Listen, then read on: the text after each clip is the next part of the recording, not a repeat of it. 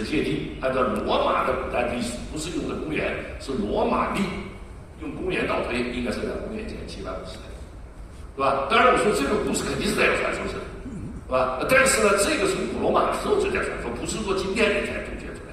从古代，在罗马共和时期，甚至在王政时期，都有一些散乱的这样一种记载，就已经记载这个故事。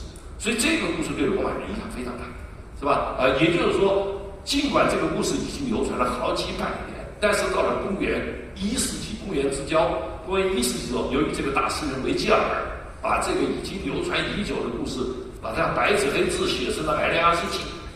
《艾莲阿斯纪》后来广为人知，家喻户晓，于是这样在罗马人心中，以及后来的意大利人心中，就形成了我们最早的祖先就是艾莲阿斯。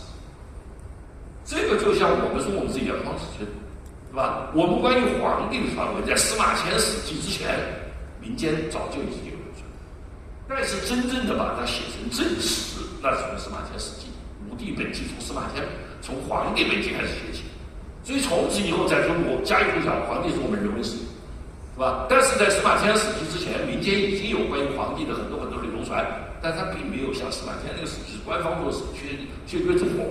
同样，在西方艾莲阿斯纪是由于这个维吉尔写了这个罗马第一大史诗《艾莲阿斯纪》，而从此大名远扬，家喻户晓，是吧？所以关于这段故事呢，有很多西方人记载，是吧？你比如说后来西方很多艺术家画这个艾莲阿斯带着他家人怎么逃离战火纷飞的家园啊，几经辗转，最后漂洋过海来到罗马建立基业。还有呢，他的这个传宗接代在拉丁平原上，是吧？传到十来代以后，传到了一对孪生兄弟手里，最后这个孪生兄弟后来遭到了刚才说的这些劫难，最后大难不死，最后后来终于在公元前753年，在这个当年普朗普地方建立了城市，是吧？所以这个城市罗马这个词，以及这一对兄弟名字罗布罗斯、雷姆斯，可能都源于一个共同的一个词根鲁马。鲁马是伊特鲁尼亚或者莱特鲁斯坎人的他们的这个河流的意思，是吧？而罗马是在叫河流上啊，据说这就是我们说最早罗马的起源。当然，我们说这个人一直到今天，是吧？罗马仍然珍藏着这样一些积淀，是吧？今天这一个雕像，这个青铜雕像是珍藏在罗马国立博物馆，啊，罗马国会博物馆啊，因为罗马7座小山丘最高的山丘叫卡皮多尔山。是吧？那么在这卡皮多尔山上有罗马国会博物馆，这个博物馆珍藏着这一幅青铜雕塑。这里面讲的就是一头母狼用自己的理智去养孩子，是吧？那么这头母狼后来据考据，这个青铜的母狼是公元前5世纪的作品，是吧？公元前5世纪就铸造了这样一个这个青铜的这个母狼，而这两个小孩子呢，是隔了2000年以后，到了15、16世纪，公元后15、16世纪。米开朗基罗受教皇的委托，意大利文艺复兴伟大的艺术家米开朗基罗受教皇的委托，重建罗马计划。他搞了很多复原的东西，所以他在这个母狼的肚子底下补了2个孩子。所以这个你是隔了2000年拼在一块儿，是吧？天衣无缝啊！但是呢，这个青铜母狼是公元前5世纪，公元前5世纪，距今2500年了，是吧？所以他记载这段故事。然后这样一个传说呢，从古代开始一直流传，是吧？长盛不衰，一直到今天，意大利人作为罗马人的后裔，他们仍然相信，是吧？他们仍然认为自己祖先是狼来长大的，所以一直到1960年罗马奥运会，仍然是以这个为回归，是吧？同学们，这个各位听众们，你们看看，这个就是说这个传说影响力不大，是吧？奥运会是非常重要的事情，1960的罗马奥运会。仍然是一头母狼2个孩子，是吧？这就是讲的古代的这样一个悠久的历史传统所以我们说这就是这个关于母狼、关于吃狼来长大的罗布罗斯、雷姆斯的故事啊。那么当然我们说人不可能吃狼来长大，这肯定传说，是吧？但是如果一个民族从古代开始，一代一代的年轻人都是听着这个故事长大，但凡在他们的血脉里面，可能就注入了狼的一些基因、狼的因素。对吧？有很多因素，很多性情是通过后天的教育、传承、示范而遗传的。所以呢，这样一个民族从小孩子们就是一代一代听着吃狼来长的故事，但凡他们就把狼视觉的看成是自己的榜样、自己的楷模，所以他们淋漓尽致的把狼身上一切优点和一些缺点全部记住。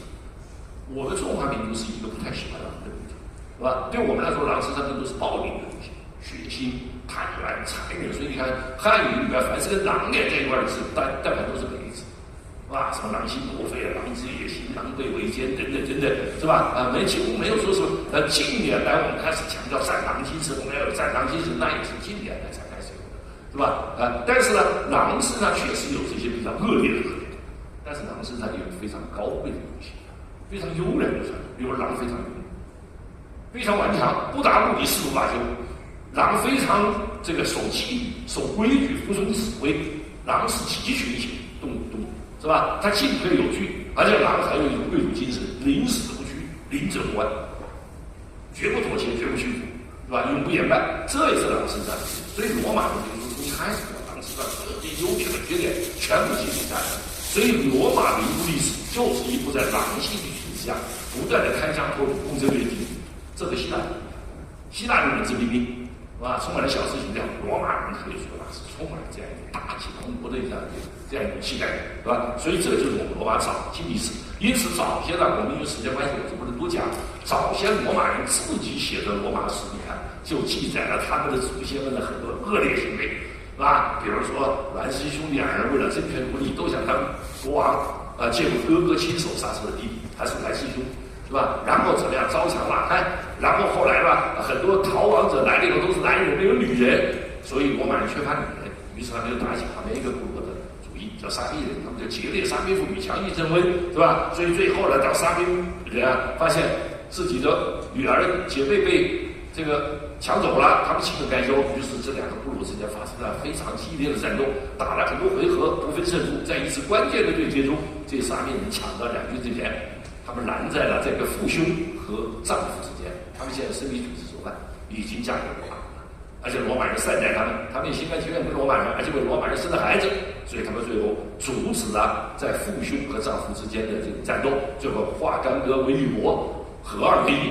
然后再加上早先我们说从东方真实的漂洋过来的，对吧？漂移过来的这个伊特鲁里亚人，这里3个部落，就罗马最早是3个部落合商为一。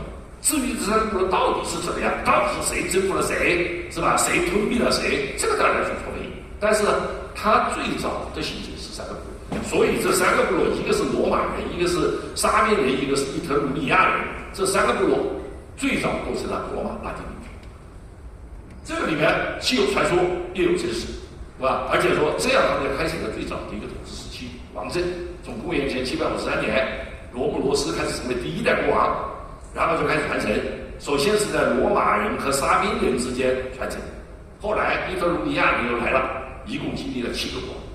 一共经历了244年，这个历史越往后发展，就越是可以铁板钉钉确实了。早先第1个国王时候当然有传说，是吧？后来就开始出现了罗马等等这很多国王。那么前面6个国王可以说薪火相传，励精图治，国家开始逐渐兴旺发达起来，是吧？那个时候当然版图非常有限，但是到了第7个国王呢，是一个比较暴力的国王，是吧？叫骄傲者塔克文，啊，那么他呢就有点像我们看前不久看的这个《封神》。那个电影里面的上错打仗很厉害军功卓著，但是越类横征暴敛，残暴无度，是吧？所以就激起了人民的反抗。所以在公元前509年，在罗马贵族们的领导之下，人民揭竿而起，推翻了带兵打仗在外的国王，结束了王政，开创了世界上第1个，是吧？这段历史大概244年，我们说了，我们对他点到为止，不能再讲，因为首先我们对他的资料了解非常有限，他太久远了。是吧？而且传承了很多传说的色彩的东西，是吧？今天也留下一个，比如我们从硬件，比如说第6个国王叫塞尔维乌斯，塞尔维乌斯他是一个非常雄才大略的一个统治者开创了法律，制定了法律，做了很多功德无量之人。他同时修了最早的罗马城，今天的罗马仍然有几处塞尔维乌斯的石像，那个历史之外就是个土包子，是吧？那是公元前6世纪，距今2600年。今天在罗马火车站附近还有其他地方都还有几块，是吧？我都曾经去看过，那么叫塞尔维乌斯这是这个最主要的。所以呢，留下了很多东西，但是最后呢，由于骄傲者塔克文激起人民的反抗，最后推翻了暴政，建立了王政。而这个王政的建立了共和，推翻了王政，建立了共和，是吧？那么这个共和的建立呢，在罗马历史上又是跟一段传说连在一起。而在这一段当中传说甚广，是吧？后来西方几乎所有伟大民族家都表现过这个题材，就是一位劫富受辱、含辱这个自杀自尽的这么一个故事，叫这个卢克丽霞自杀，是吧？这个卢克丽霞自杀，我这就是这样一个故事，是吧？就是说，由于她是一位贵族的妻子，是一位元老的妻子，结果被国王的儿子给凌辱了，而贵族当时虽然是国王统治，但是国王因为孤掌难鸣，所以他有300个部落的首领，组成一个重要的立法和这个行政的一个机构，叫元老院，对吧？这个元老院辅助国王来管理国家。而居然这个元老有一位元老的妻子，而且他父亲也是一位元老，竟然遭到了国王的儿子的凌辱，是吧？所以这件事就激起了罗马一帮人这个贵族们的极大愤慨是可忍孰不可忍那么就是说，连你国王的儿子，连我们贵族的妻子，连元老的妻子都敢随意凌辱，所以当时贵族的中间，其中有一个非常著名的一位贵族的，相当于一个领袖叫布鲁图斯，是吧？他当时就振臂一呼，然后应者入云，然后激起了贵族们的愤慨，同时也得到人民的支持，就推翻了带兵打仗在外面这个国王，就开创了第一个共和国。所以这个布鲁图斯在罗马地位非常高。这个布鲁图斯就是共和国的开国元勋，他在罗马的历史中地位就相当于华盛顿在美利坚合众国的地位，开国元勋，是吧？当然这里边后来400多年以后。他的这个家族当然不是他的嫡传后裔，但是他们的家族的有一个叫小布鲁图斯，叫马可布鲁图斯，他是在公元前509年领导人民、领导贵族建立了共和国，开国元勋。隔了400多年以后，到公元后44年，公元前44年3月15号，一个叫马可布鲁图斯的人，一个贵族，纠集14个贵族，大家在当时临时用作元老院议事的庞培剧院刺杀了大名鼎鼎的凯撒。而这个贵族之所以要纠集一帮贵族刺杀凯撒，就是因为他们拥有凯撒当国王，他们坚决不能拥有国王存在，因为我们的祖先好不容易推翻了国王，建立了国王，是吧？所以这一个就是跟他们是血缘相关，都叫布鲁图斯，一个叫老布鲁图斯，一个叫小布鲁图斯，所以这个布鲁图斯在罗马历史上是非常重要的人物。今天罗马博物馆也有他的青铜雕像，当然我这里面就没展开了，所以这个共和的建立是跟这位劫富自杀紧密相关的。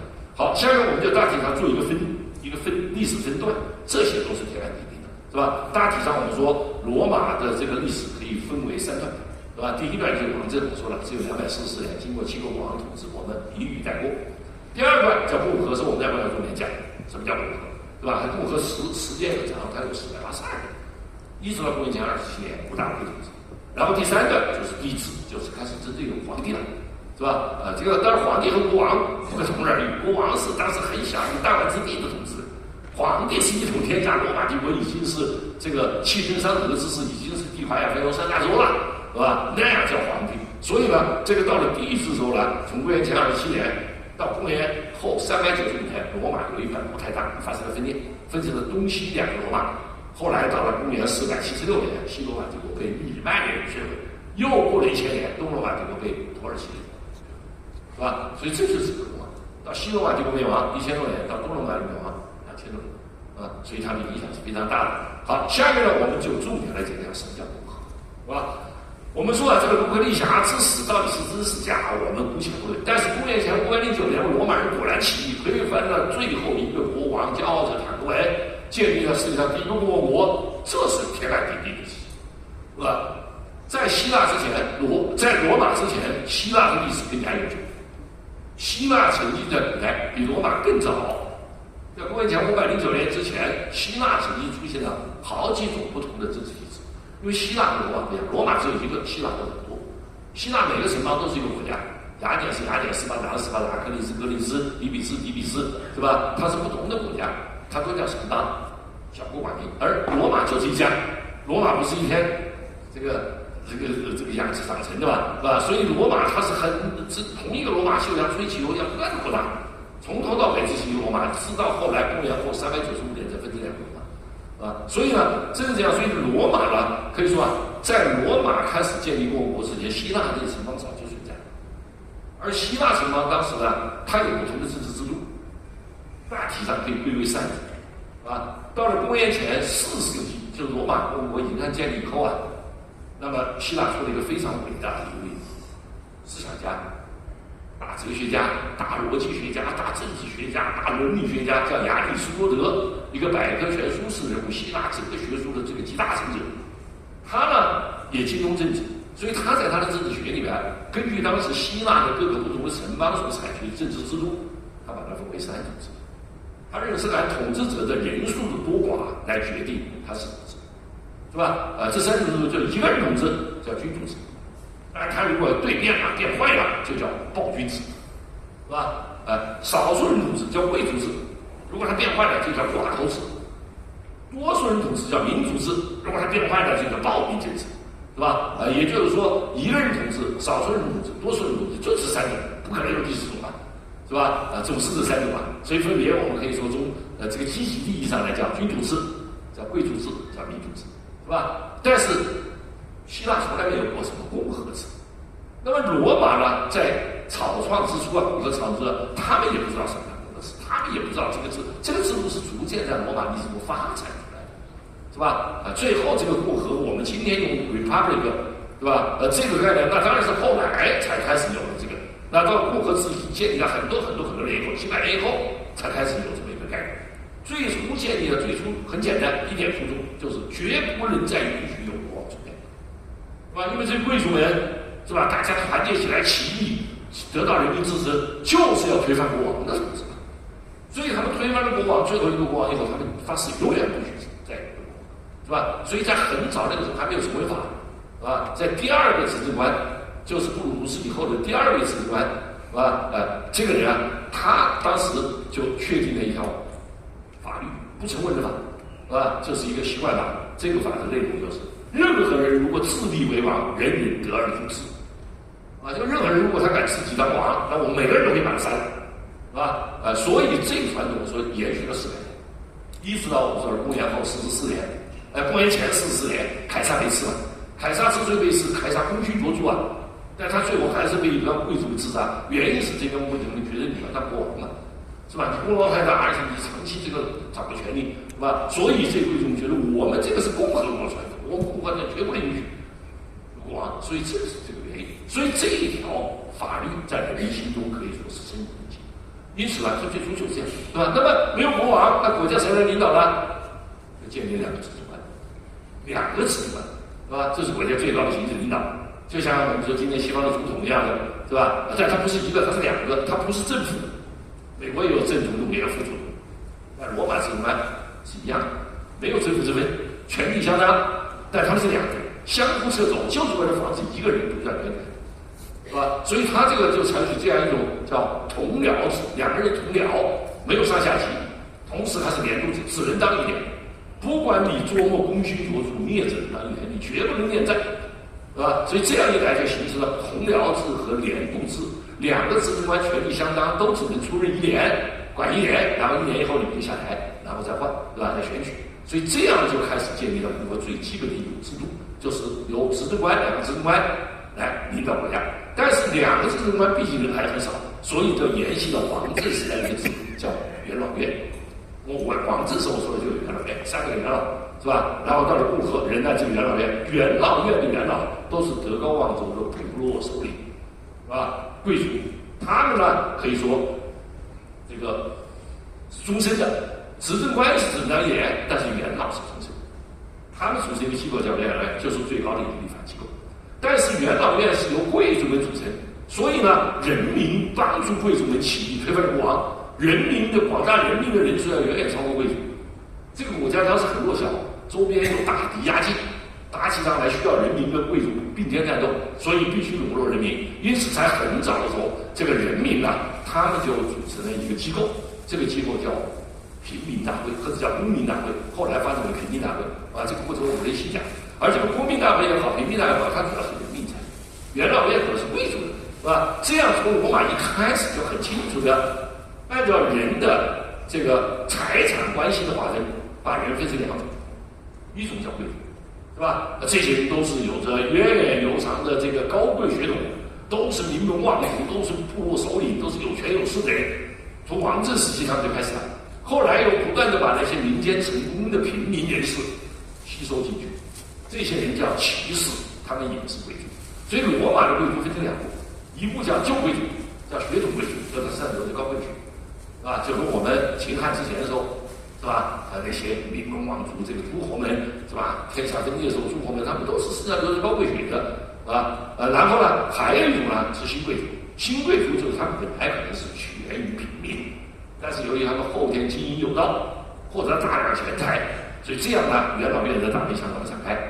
他们由于这个经营有方，经济上获得了大量资源，所以他们就后来可以跻身到元老院，成为新贵族，是吧？随着共和国的历史发展，老贵族逐渐由于经营不善，风雨飘零，越来越少，新贵族越来越多，是吧？因为不断每一代都会有成功者，是吧？成功者他们不仅是在经济上这个颇有收获，而且更主要是他们也同样在政治中发挥了重要作用，是吧？战场上杀敌自身，所以他们就不断这样呢。他们两批人共同构成贵族，但是他们人数毕竟是少数。那除了这两批人以外，就是广大人民了，是吧？人民的人数永远比他们多，人民他们也有他们自己的权利要求，是吧？所以这样一来呢，人民就建立一个机构，这个机构叫什么呢？就叫平民会议，早先叫公民大会，后来叫平民会议。早先公民大会是贵族和平民都可以参加，只要你是罗马公民都可以参加。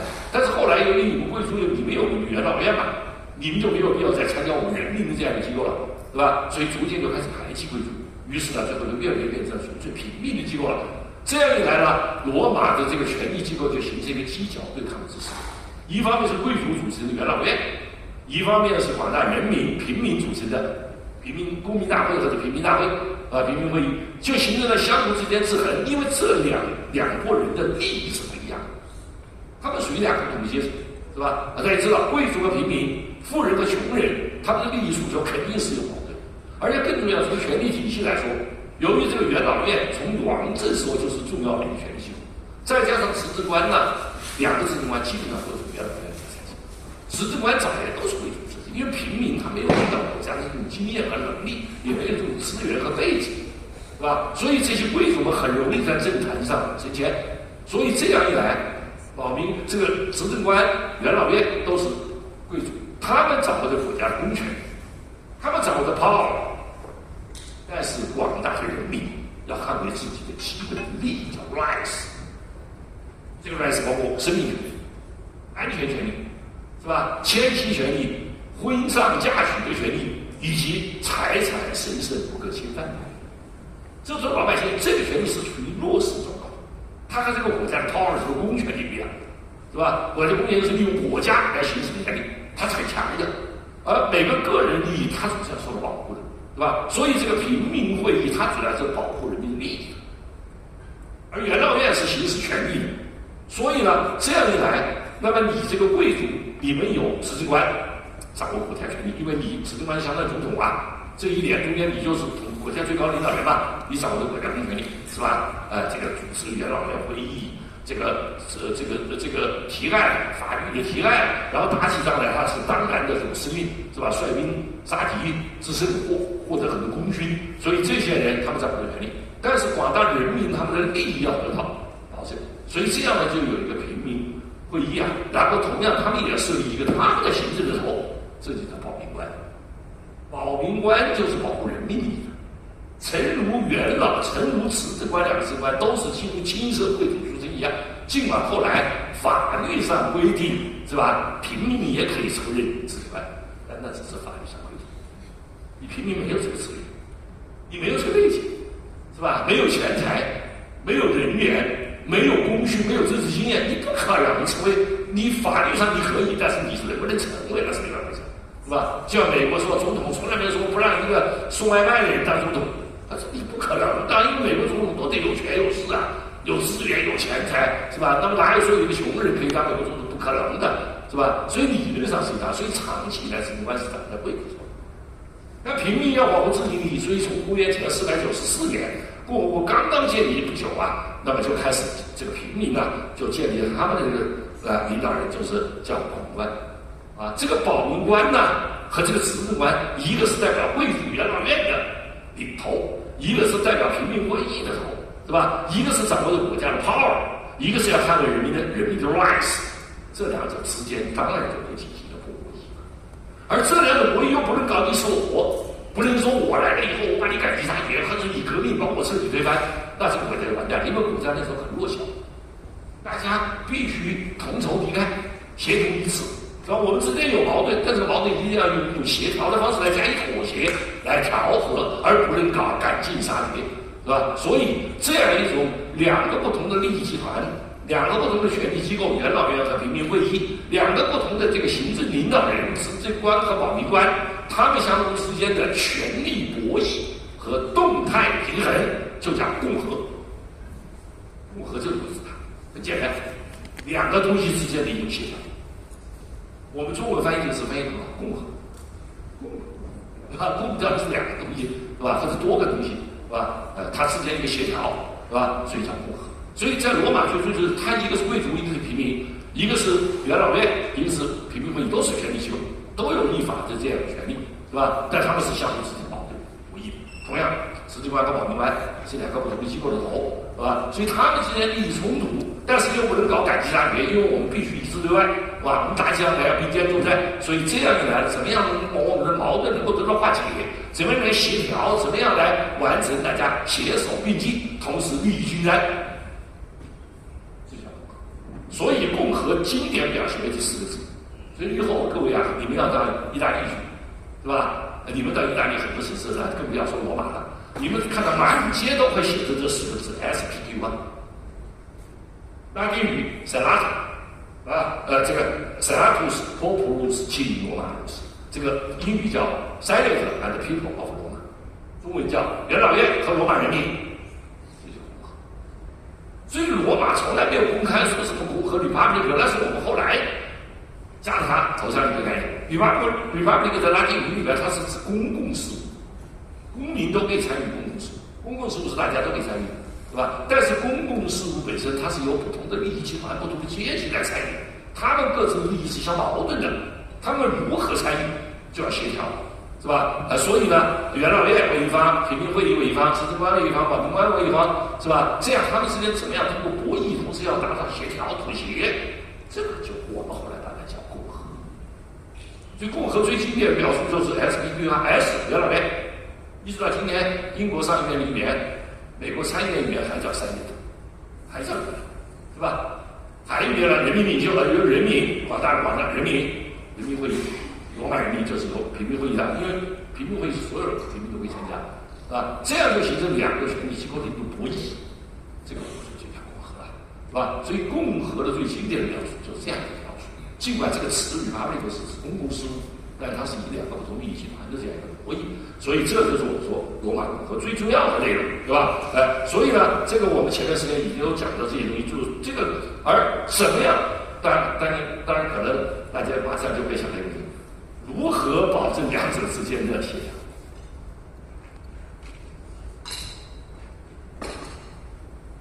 如何保证？就是通过立法。因为罗马法为什么完善？罗马法就是因时制宜、因地制宜。不断的协调这两个不同利益集团之间的关系，一边限制贵族、有权阶层他们掌握的 power， 一边捍卫人民的 rights。所以罗马的法基本上主要是司法体系完善就是它要捍卫人民利益，是吧？从最早的公元前410年或者409年的12条标法。中间什么赫特西阿法、这个里希伊、这个萨克斯法等等，所有这些法都是捍卫人民的基本利益，限制这个国家的公权力。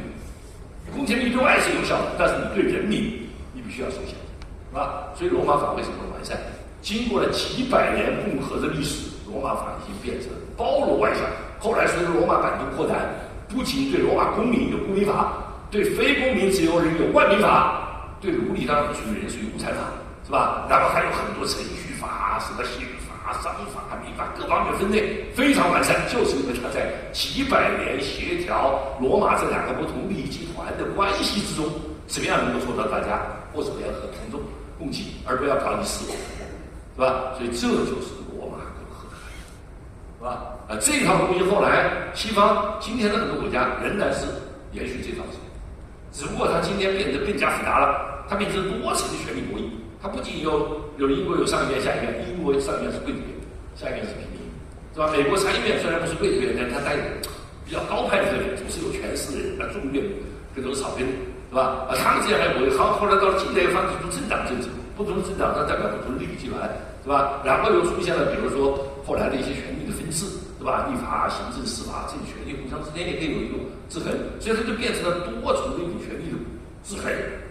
它把罗马这种制度延续下来，只不过把它变得更复杂，是吧？同样像我们是人民共和，所有人民之间的一种共和，是吧？我们当然和西方的共和不太一样，但是我们也是所有人民，这个人是叫中华人民共和国，是吧？所以这一套对于我们说最早就是要承认任何一个社会都有不同利益集团，这是个事实，是吧？但不同利益集团它的利益追求不一样，利益是让他们肯定有矛盾，那么如何协调两个矛盾，是吧？这个罗马开创了这样一个典范，所以这就是我们讲的一个重点，对吧？好，然后呢，我们下面讲这个大家看这个，对吧？因为我们说罗马长期都是300年了，一直到400多年以后，到了公元前1世纪初，一个叫苏拉的时代，才把元老扩展到600年，把平民中的精英分子全部吸收到元老院，是吧？不断吸收新元宇来加强元老院的统治。到了凯撒时候，甚至发展到900个元老。后来到吴大维时候又缩减到600个元老，所以长期都是从300到600之间，是吧？这些人都有权利。他们一看是穿托家袍的，他们穿一种金纺的羊毛裹在身上叫托家袍，一看穿托家袍肯定是贵族元老，老百姓穿裤子，对吧？所以这是元老院的元老院啊。然后呢，大家可以看到在罗马今天的废墟，这个去过罗马人可能都看过这个地方，这个叫罗马广场，站在我说罗马7丘最高的一座小山丘卡皮多尔上。往下看就可以看到这个神庙，这是一个很著名当年罗马做金库的一个神庙，只剩下8根柱子了，是吧？然后这个神庙两边，大家可以看到这边的废墟，这边只剩下一些石桩子，这是什么地方？这是当年的平民会议，平民在这儿。然后这边露出个尖角的，大家看这个凯旋门叫塞维鲁凯旋门，背后面有个三角的一个这个不太起眼的房子，一个砖土房子，对吧？一个三角瓦顶的，这个什么呀？是元老院。也就是元老们在这儿开会，我平民在这儿开会，是吧？我们是代表两个不同利益集团，我们之间有矛盾有冲突，但是我们按照法律规范的体系，是吧？所以这就是我们说共和的一个发展。当然，我们待会儿会简单讲一讲怎么样从共和到低制度转变，实际上就是规则的破坏，大家都在规矩，而且还是用暴力，是吧？最后甚至出现了另外一个第三个因素，这个第三个因素是一个等于是横空出世的一个因素，就是军队。军队职业化，出了职业军队。那军队这边可以打压元老院，那边可以安抚老百姓，对吧？所以无往而不是罗马共和国就完蛋了，是吧？这个当然是我们待会儿再讲。所以我们说这是对一个啊，当然罗马还有一些，比如说当时罗马他这个高官国家的高官叫国家元首，是吧？这个保密官呢叫人民领袖，他两个不一样的，人民领袖是好，和国家元首不一样的，国家元首是掌握公权力，人民领袖是捍卫人民利益的。是吧？他们分别是两个机构的。那么国家元首属于高官，所以最高的官员像执政官，他们都有一种象征权力的标志，叫法西斯，是吧？后来20世纪这个法西斯是从这来的。古罗马的法西斯没有贬义，它是个中性词，它代表权力的象征，是吧？所以法西斯和象牙椅这两个东西，就是你当高官你才有。法西斯是10几根棍子中间绑了个斧头，啊，那么一个法西斯很重啊，10几个圆棍子绑个斧头嘛。所以得一个人扛着。一般高官呢，他有若干个法西斯，比如说执政官最高的官员12个法西斯，他12个法西斯，就等于12个人保护他，每个人扛着棍子，扛着个斧头，跟着他，是吧？这一来，你看到啊，这法西斯来了，证明你是高官。6个法西斯是副执政官啊，等等等等，是吧？那么所以这是国家最高权力象征，没有贬义的。后来到了20世纪，意大利出了个墨索里尼这样一个野心家，是吧？他当时建立一个党叫国家法西斯党。第2年他获得了政权，他这个党的标志就是这个棍子绑的斧头，啊，后来他获得政权，所以他就开始大搞法西斯。后来希特勒受他影响，希特勒也搞法西斯，所以2战以后法西斯就成为贬义词了。现在谁也不可能再说搞法西斯了，对吧？就像独裁一样，他原来没有贬义的，对吧？所以这个就是我们国家最高的官员这个象征啊，还有一些故事我不跟大家讲了，对吧？然后呢，我们说怎么样协调这两个不同利益集团的矛盾，就通过立法。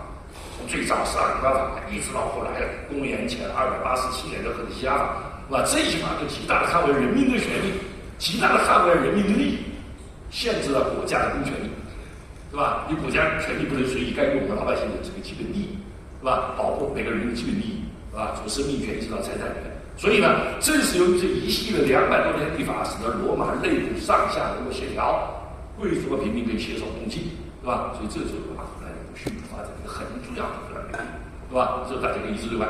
而正是由于内部矛盾通过立法得到了缓解，所以罗马就开始大胆地向外扩张。实际上，在内部发生冲突的同时，罗马一直都在向外扩张。我刚才讲到，我这里讲的罗马帝国是指一个帝国主义。是吧？即使是在王政晚期，罗马就富裕扩张。我们讲最后一个国王教着他个文，就像烧造王一样，他喜欢打仗，而且军功卓著，是吧？但是他对内很正暴点，其实也没抗吧。所以那个时候就喜欢扩张。那么在这个协调内部矛盾的同时，罗马2个不同利益集团，大家一致对外，利益均沾，就开始罗马扩张啊。那么大家看看罗马是怎么扩张的，对吧？此而同来话的一些话，看，对吧？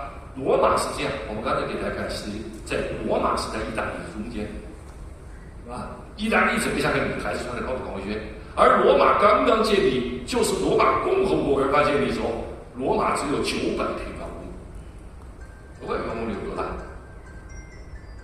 我们可以讲，我不知道深圳有多大，珠海是1700平方公里，是吧？900平方公里，珠海的一半差不多。最早我就这么点，就珠海的一半。差不多是吧？就这么一个地方看起来，就是台伯河畔这个罗马城周边的这么一个地方，是吧？然后罗马的扩张，首先要完成意大利族群，因为意大利当时有很多其他的部落、其他的族群，他们和罗马人并不是一个政治的一体，是吧？所以罗马首先要把周边这些部落全部给吞并，是吧？所以罗马是中部崛起，首先完成了中意大利这些同宗同族，都是说拉丁语、信仰同样的宗教的这些拉丁族群，罗马人把它统一了。然后罗马完成中部统一，中部崛起后就要面对南部和北部，是吧？这个意大利我们可以看到这个地图，是吧？这个罗马这个当时是这样，是吧？当然我对这个图我要说明一下，这个罗马这个贵族和平民啊，他们的权利是不一样的，他们享受的政治权利是不一样的，但是他们要尽的义务不一样。所以打起仗来冲锋在前的往往都是贵族，他们有钱有势，他们配得起具备。因为罗马在早先，我们待会儿讲罗马变化以前，罗马是没有职业军队的。打起仗来，17岁以上、55岁以下的全民皆兵，男性是吧？不打仗，大家刀枪入库，马放南山，国家当革命。所以罗马在不打仗的时候是没有一个军人的国家，一个军人都没有。但是他们平时训练有素，招之即来，来之能战，战之能胜，是吧？所以他们望而不胜。那么罗马他打仗总是贵族们是一件事，因为贵族呢，罗马国家不负责军备的，所以配备这些武器、马匹都是得有钱人才配备起，一般人去配不起。是吧？所以穷人就只能披个羊皮，看这边轻轻披个羊皮，拿个棍子或者拿个石头，拿个绳子甩石头，就搞这个，对吧？那么只有贵族们才要全副武装，3种武器：长矛、长剑和短剑，对吧？还有马匹，浑身是铠甲，他们当然战斗力更强嘛，他们成为这个主力对吧？所以正式上打仗呢，主要是贵族的冲锋功能，当然他们也容易建工业，但他们牺牲的可能性大，是吧？他们经常会这个血洒沙场。是吧？血溅沙场。那么大家可以看，当时罗马这个崛起啊，是中部崛起。当他完成了意大利中部的这个崛起，就是中间，是吧？就从这个卢比孔河一直到大概这个坎伯利亚，这个中间崛起以后，罗马当时完成了中部崛起以后，他们就面临着南北2个不同的异族。北边有一个非常彪悍野蛮的民族，还没有进入文明，叫高卢人。他们从阿尔卑斯山北边一直到阿尔卑斯山南边，到卢比孔河以北的地方，高卢人就是法国啊。法国后来叫高卢雄鸡嘛，他们主要在高卢，在法国，是吧？今天叫法国，古代叫高卢，但是他们也渗透到阿尔卑斯山以南的地方，到今天意大利北部，是吧？到今天什么米兰呐、什么维罗纳、威尼斯啊这些地方，当时也都是他们的，是吧？所以他们非常彪悍，非常凶武，身高马大，非常野蛮。北方人比南方人要身高，罗马人身材并不高，是吧？这是北方。然后南边呢也变得一个比较文明的民族，叫希腊人。我们上次跟大家讲过，希腊的移民殖民广泛遍布于这个地方，所以当时这个坎伯利亚以下，对吧？这个新城啊，叫尼亚波利斯，今天我们翻译为叫拉各斯，是吧？在拿破里，这个从新城的这个布麦这以下，一直到那个布林迪西的整个靴子底下，一直到西西里岛，全部是希腊人城，希腊人文明水平高，经济繁荣，商业发达，是吧？所以他们是很文明的。因此，罗马人在完成了中部崛起后，要面对着北方野蛮的高卢人和南方文明的希腊人。罗马人很快通过100多年的持续扩张，很快把高卢人赶过了阿尔卑斯山，把阿尔卑斯山以北的这个意大利全部统一了，然后把希腊城全部尽收了，全部把它征服了，然后这样罗马完成了意大利的统一，他完成了他的扩张的第一步，然后他就要走向第二步，第二步就要走向地中海了。以前罗马的扩张都是陆上扩张，意大利陆地扩张，是吧？但是他完成意大利扩张，他面对三面环海，尤其是西边，因为罗马是靠着西地中海，所以他面对着当时西地中海，当时西地中海的南边就是今天非洲叫突尼斯的地方，有一个海上强国叫迦太基。这个国家的历史文明历史比罗马还要悠久，而且商业非常发达，控制整个西地中海的霸权，而东地中海的霸权掌握在希腊手上。所以罗马当时内陆发展可以说所向披靡，但是一旦走向海洋，它碰到强大的海上，尤其是西地中海。所以当时呢，大家看，当时西地中海这个蓝颜色的都是迦太基的势力范围，对吧？这个迦太基啊，罗马人把它叫布利人。所以罗马人把这场对迦太基战争称为叫布利战争，是吧？这个战争是一场恶战，打了100多年，从公元前3世纪，比如说公元前264年，打了公元前2世纪，公元前146年，打了整整100多年，3次战役，最后罗马人一劳永逸的彻底打败了迦太基。罗马这个民族有一个非常非常了不起的这样一个脾气，虽然他们很暴力、很凶残，但罗马这个民族啊，他们特别善于向别人学习。他一旦在海上，因为当时罗马人最早是陆地扩张，海上根本没有军事力量，是吧？也没有战船，而迦太基整个控制西地中海，大家这个蓝颜色的都是迦太基的海外殖民，是吧？包括西西里岛、科西嘉，这个萨丁尼亚，包括西班牙，对吧？非洲海岸线都是他的势力范围。所以罗马当时走在地中海的时候，迦太基根本不屑一顾，觉得你们罗马人当时迦太基很狂妄，扔下一句话：罗马人连在地中海中行走都要经过我们迦太基的同意。没有我们同意，你在地中海洗手都是不允许的。但是后来罗马很快崛起，很快以其人之道还治其人之身，很快学会了那种建材技术，而且建出了比迦太基更强大的海军舰队，不是大，而是灵活小巧，非常精，是吧？所以罗马人最后彻底打败迦太基。这里面有很多可歌可泣的故事，我不能讲，因为当时迦太基出了个名将叫汉尼拔，罗马一物降一物，也出了个名将叫大西利亚，有一段非常精彩的一段故事。不讲了啊！总而言之，罗马人锲而不舍。罗马这个民族还有一个优秀品质，叫永不言败。你把我打败了，我将纠集1倍的人来抵挡；你再把我打败了，我再纠集1倍的人。最后你把我打败了，我最后全力竭力。所以没有任何一个民族敢跟罗马人为敌。他是不把你彻底打垮，他是绝不罢休，而且他10倍的报复。所以罗马人就靠这样锲而不舍狼的精神，最后把这个迦太基切皮了。是吧？也打败了汉尼拔，然后呢？与此同时，罗马人开始向东扩张，两线作战。东边是什么呢？东边是希腊，大旗队、小亚细亚、西亚，是吧？这些地方是希腊的霸权。我上次给大家讲希腊的时候，我到了希腊划时代，到了亚历山大以后啊，像今天的土耳其、小亚细亚，像今天的西亚、叙利亚、伊拉克、什么以色列、约旦，像今天的埃及，都被希腊人统治。希腊人在这建了3个王国，但希腊人本身呢，他们是一个热爱爱美的民族，是吧？他们又在东方当时非常繁荣昌盛的这种物质的腐蚀之下，就开始变成是声色犬马纸醉金迷，是吧？就越来越走向娘娘腔，啊，越来越没有这个英武之力。所以在这样的情况下，他就腐败中战，逐渐堕落，而罗马人吃狼带长大，如狼似虎。所以罗马人打希腊人那如同砍花切菜。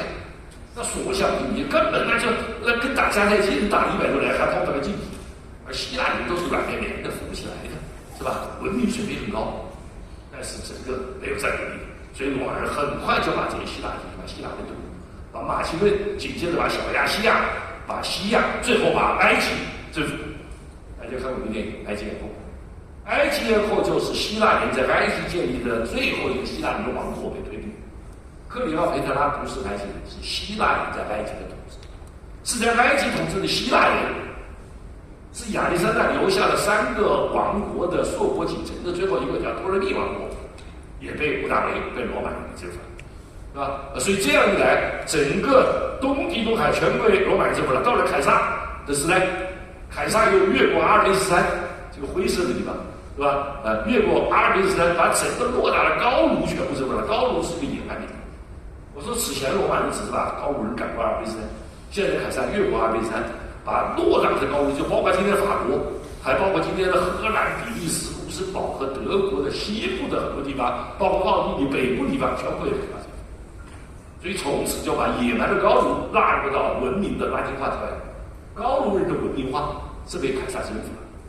所以高卢人的文明的历程要比海那边的英国人、英吉利海峡那边的不列颠人，要比莱茵河东边的德国人，更不要说比北方斯堪的纳维亚半岛的北欧人，那至少要早500年。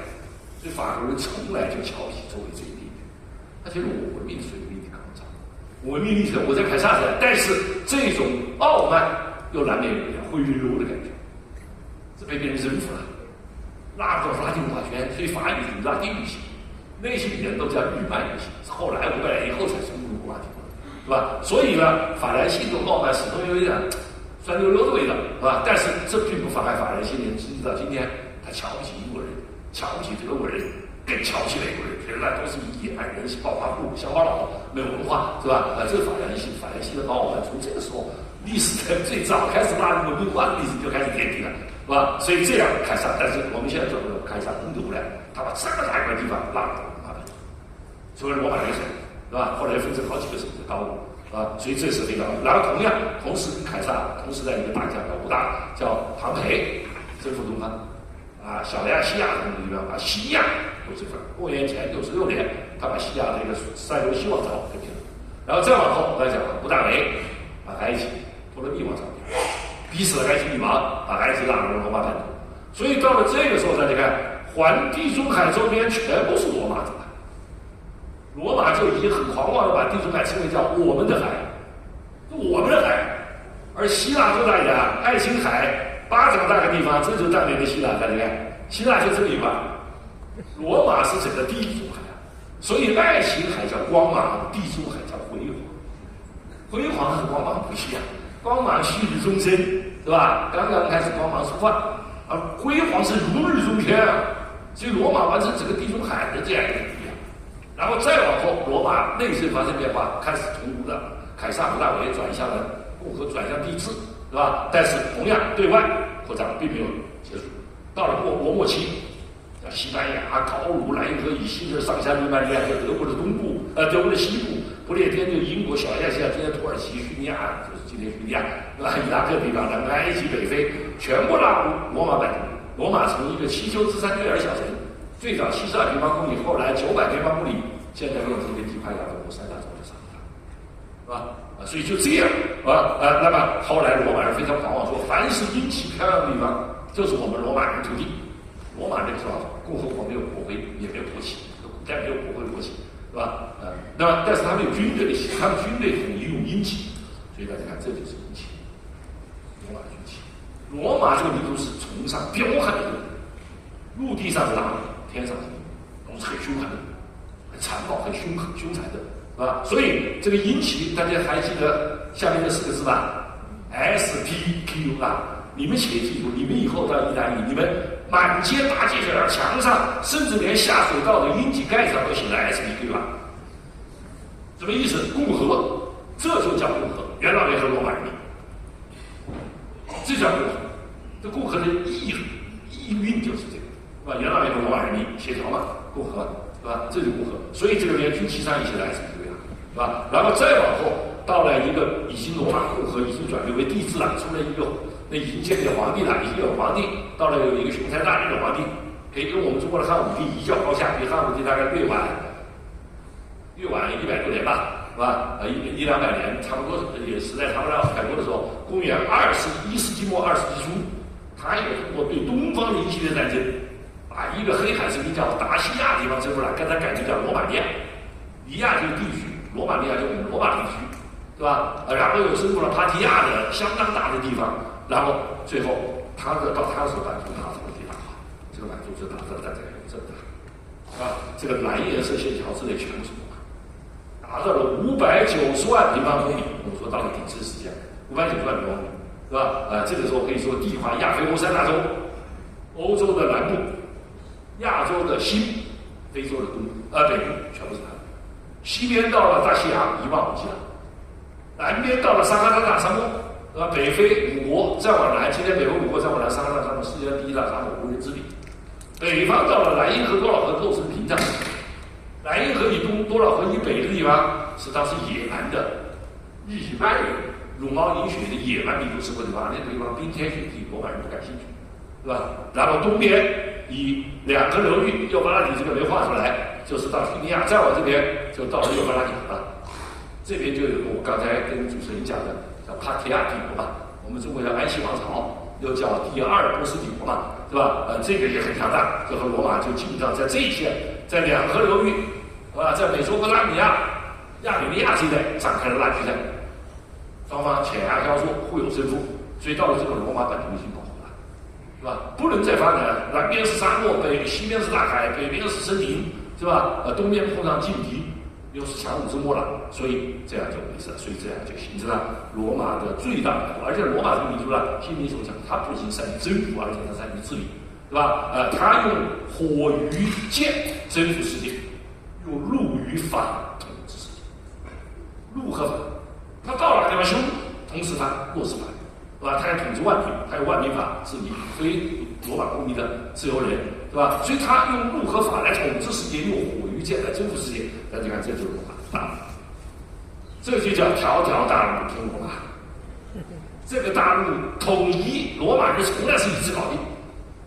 在某些方面，比如我们今天市政工程水平高，我们经常是修了挖了修搞，他是一次搞定，他的路全部宽是10米，中间走车的是走车走人的4米，两边人行道各3米，这样子4层的小碎石、混凝土、大石块，还有这个沙土、碎石、混凝土、大石块。因为罗马人在技术上有个非常伟大的东西，罗马人发明了混凝土，所以他非常清楚。所以大家看罗马人的建造起疏宏，穿越时间，你看比希腊像，比希腊那些都小神庙小家庭，罗马人都是他可以容纳5万人，要站一站可以有7万人在里面。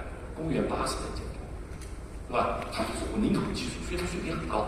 它有圆形、圆拱、圆顶，对吧？圆的来更大。希腊是平直结构，三角形的很简单，对吧？所以罗马在工程术方面非常厉害，所以罗马修路也非常厉害，对吧？罗马还有很多大道、很多水渠、很多桥梁。我们这个北宋造珠桥，我们北宋是在1000年，罗马室内水路抓一个2000年的桥梁，对吧？所以它的工程，因为它有混凝土嘛。是吧？他当然建造水平当然就高了，是吧？他工程水平很高的，是吧？所以这就是我们罗马。好，这就是我们讲的罗马这个发展。然后我最后呢，我再花一点很早年的时候，我讲罗马它有一个非常重要的地方。其实罗马最精彩的就是这一段。这一段什么？就随着罗马版图扩张，罗马就面临一个问题了。以前是大家同仇敌忾，一致对外，主要是有强敌。但是当他打遍地中海无敌手，把周边的古老的和这蛮荒地方全部统治了以后，罗马没敌人了，这个时候就是大问题了。所以早在公元前2世纪末叶，罗马还没有达到那么大的最大化的时候，他的第一命题都被消灭了，差不多了。当时有一位深谋远虑的一位元老就曾经说过这句话，就是当我们罗马不负有海外敌人存在，我们将何去何从？如果没敌人，就今天美国如果海外没敌人，美国就麻烦了，他内部肯定就要乱，是吧？所以罗马上面就是这样，这个罗马这个历史教训或者在历史中不断的出现，是吧？所以这个时候敌人就会产生，原来的矛盾就开始激发，是吧？就是穷人和富人、资源融合大地主之间矛盾开始激发，是吧？就是开始由于大量的土地兼并，再加上农民无为不效劳，现在仗打得很爱去了。古代有没有现代化的奴隶工具？去一趟海外，回来一趟再打仗，往往至少1年半载、3年5年，对吧？这些人都壮劳力，平时种田的，战争时候打仗，一旦出去打仗，3年5载回来，土地荒芜了，被地主兼并了，这样一来就贫者愈贫，富者愈富。这样一来，大量失去土地的农民无以为生，他们成为城市，就跑到城市成为城市的战争，靠吃救济。罗马国家固然富强，给人们发救济，但是眼睁睁地看到自己为不效劳，做个落在了贫无立锥之所，他怎么不能悲？他怎么能不悲从中来？是吧？所以他们就对贵族们充满了愤慨，于是双方的矛盾就开始激化，还有很多其他原因。那么这种激化就使得有一批掌握权力的贵族，特别是一些新贵族，他们本来是平民，由于生财有道、经营有道，跻身到权贵，他们还是能够体察民间的，他们企图做一些改革，是吧？但是没想到这改革触犯了贵族们的利益，遭到了极大的阻力，最后失败了，是吧？于是，一旦失败以后，贵族们平民就开始很有首先就拥戴一些野心勃勃，更主要是手上持有军权的人，把他们推上前台，这些人就开始带来一个新的东西——军队。以前罗马是贵族和平民两种政治力量之间的博弈，是元老院和平民会议之间的一种两种权力机构的博弈。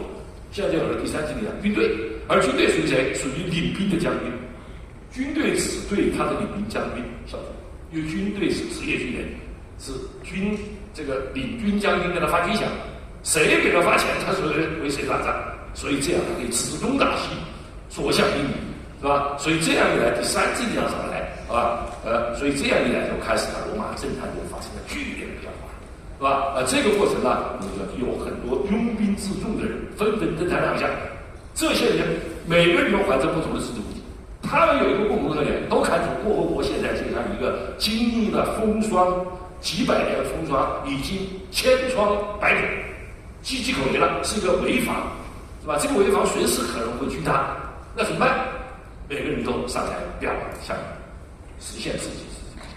有的人想我修桥补牢，是吧？把它重新补起来，回到早期；有的人呢，和稀泥，手术两难，是吧？审时度势，是吧？走一步算一步。有些人意识到这个国已经完蛋了，这个国已经不堪这个修复了，必须把它推倒重来。于是这些政治家纷纷亮相，他们的故事非常非常精彩。但是我今天只讲大一半，我不讲这些充满了这种英雄情感的一些故事。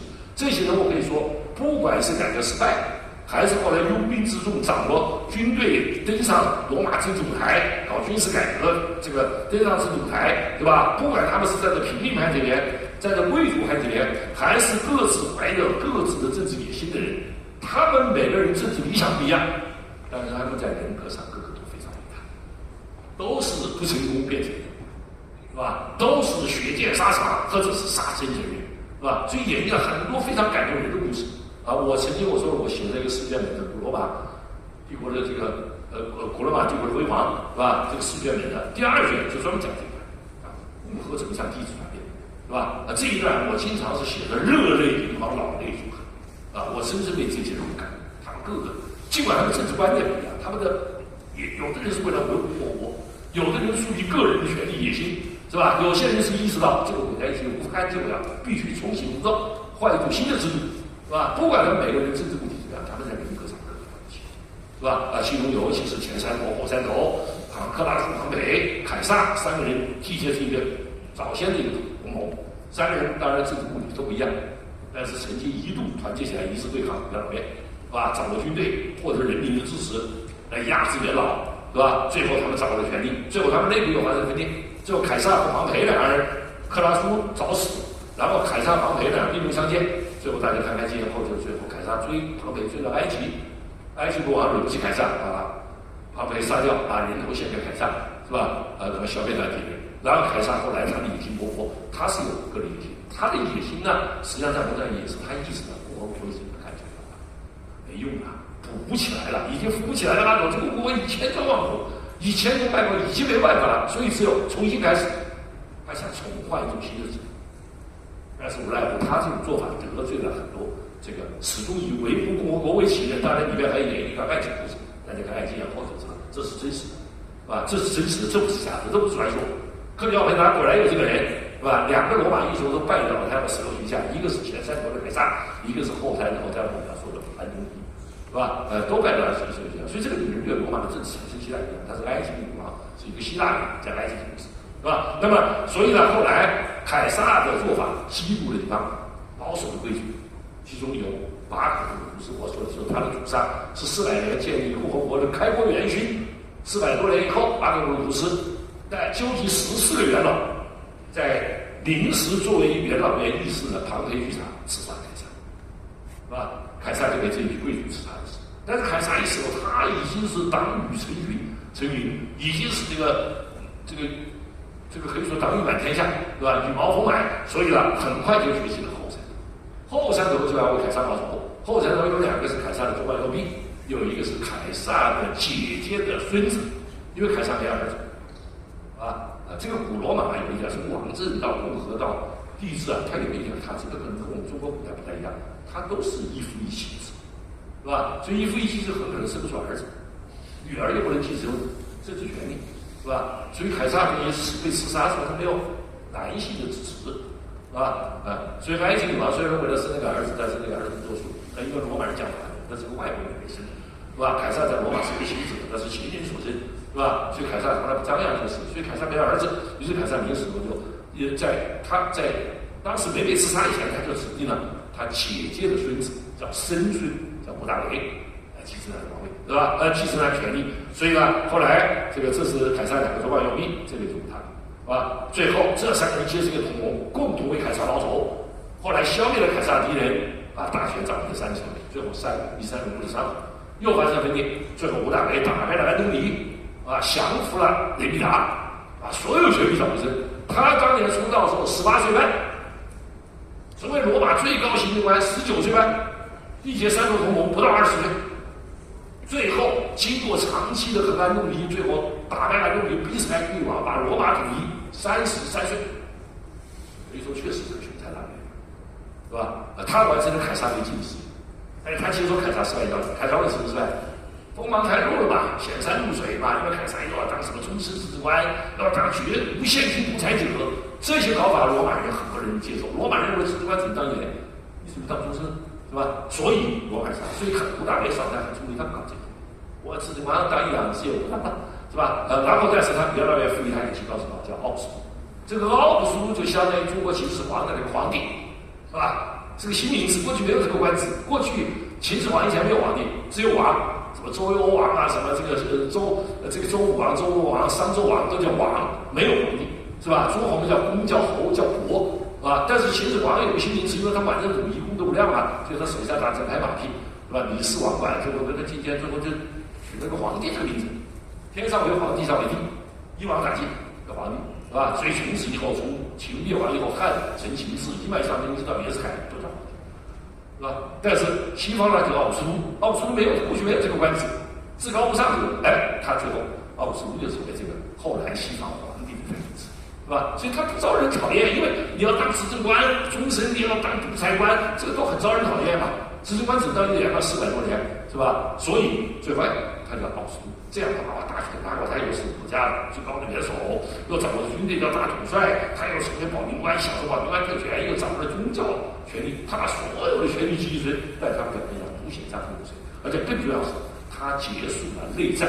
此前罗马人打了50年内战，这就是打得老百姓苦不堪言，他给罗马人带来了长期和平，所以从此以后罗马进入了黄金时代，安静和平，是吧？我看到后头本来说主持人应该部分黄金时代，我们后头讲什么叫黄金时代？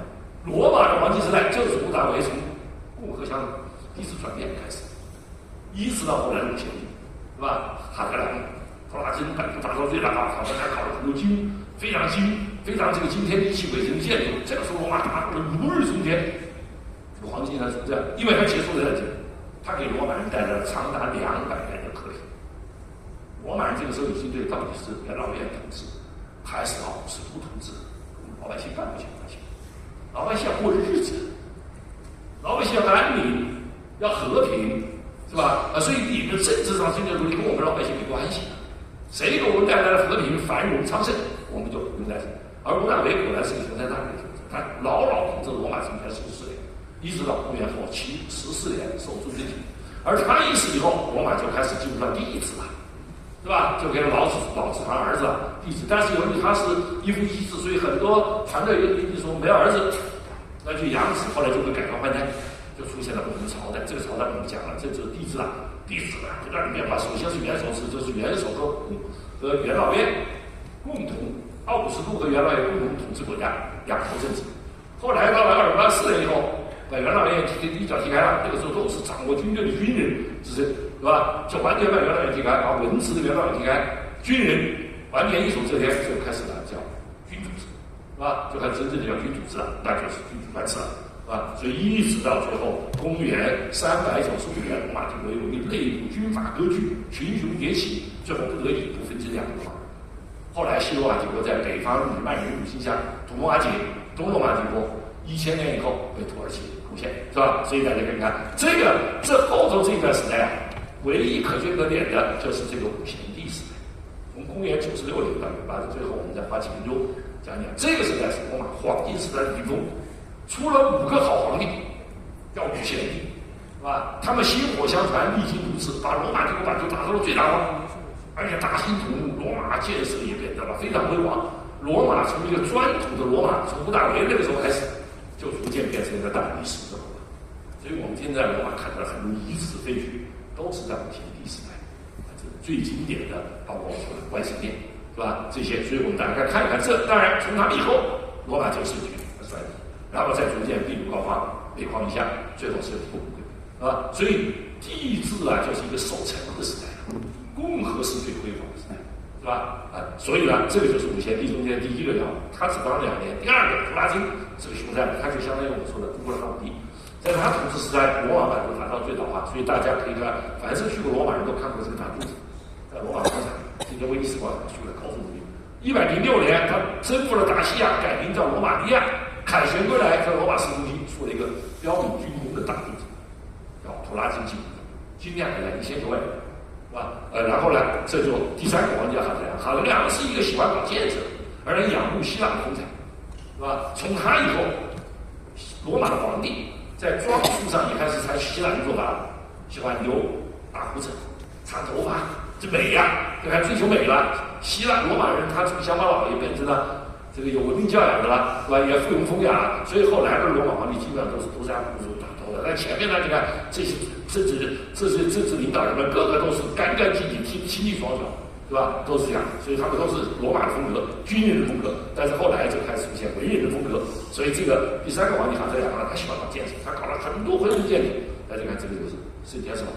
对吧？还有我这里面还有一个有些人我就没这个万神殿，因为我想大家都知道，我就没法子干，对吧？然后最后呢，第5个皇帝、第4个皇帝是个守持有加的，第5个皇帝是个哲学家，写了一本很著名的书叫《沉思录》，是吧？就是作为一个权力至高无上的皇帝，但是却感到人生苦短，有很多忧虑，包括忧国忧民，也包括对人生的这样一种转瞬即逝的一种。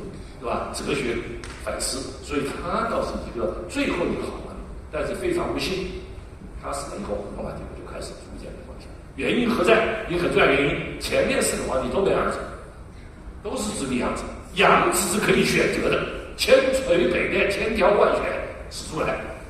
但是这个马考尔不幸生了个新儿子不能选择，所以他一上台。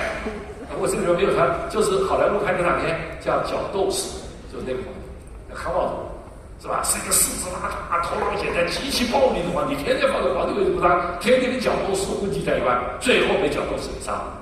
所以从此以后，罗马帝国就越来越糟糕。后来又出现了什么塞维鲁啊、卡拉卡拉，这是很暴力的皇帝。但他们也搞了很多建筑，比如说今天我们看罗马，刚才给大家看罗马广场里边那个塞维鲁凯旋门，是吧？比如说卡拉卡拉浴场。我之前说了，各位到罗马一般不会去看，其实不远，叫罗马市区看。这个浴场可以同时供2000人洗，是吧？这个浴场是皇帝先给人民享受的，让人民天天泡浴场里面30个天这个纸醉金迷，浴场什么功能都有，当然也是风月场所，是吧？所以这个叫罗马叫沉淀的一个泡浴场里面。所以有人说浴场文化毁灭了罗马，